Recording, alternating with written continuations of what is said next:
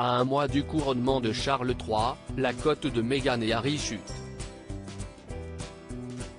Newsweek a partagé le 6 avril 2023, les chiffres sur l'appréciation des Américains vis-à-vis les Sussex. Un autre sondage datant du mois de février est particulièrement négatif pour le prince Harry et Meghan Markle.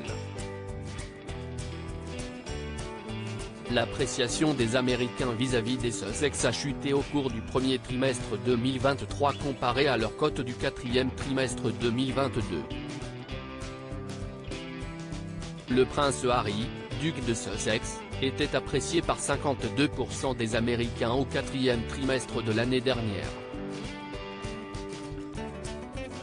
De 52%, le taux d'appréciation du prince Harry est tombé à 46% alors que 26% des Américains ne l'apprécient pas. Ce qui lui donne une appréciation nette de plus 20. Pour Meghan Markle, épouse du prince Harry, 38% des Américains l'appréciaient au dernier trimestre de 2022. Ce chiffre est tombé à 36% au premier trimestre de cette année. La duchesse de Sussex, 41 ans, était détestée par 24% des Américains. Meghan Markle a ainsi une approbation nette de plus 12, précise Newsweek.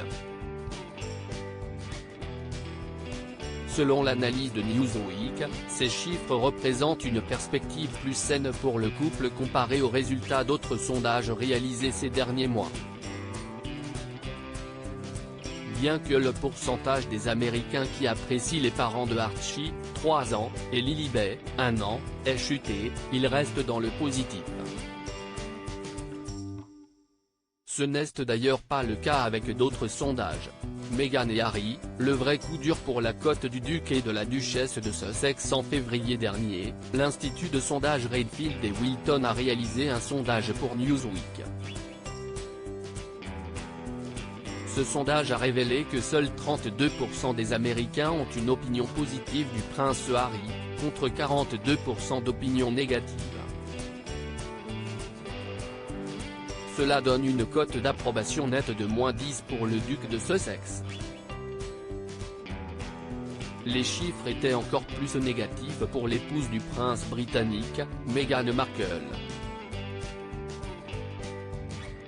En effet, l'ancienne actrice était appréciée par 27% des Américains, et 44% d'entre eux avaient des opinions négatives vis-à-vis d'elle.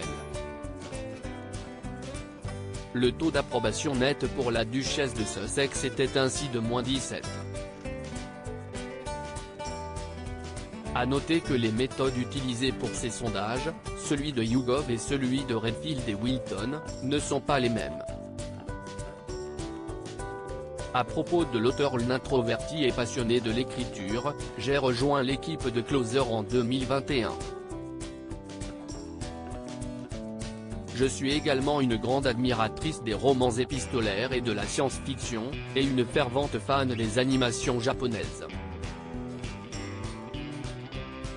Ces derniers articles. Une adolescente disparaît pendant ses vacances, un coup de théâtre apporte la vérité très en plus.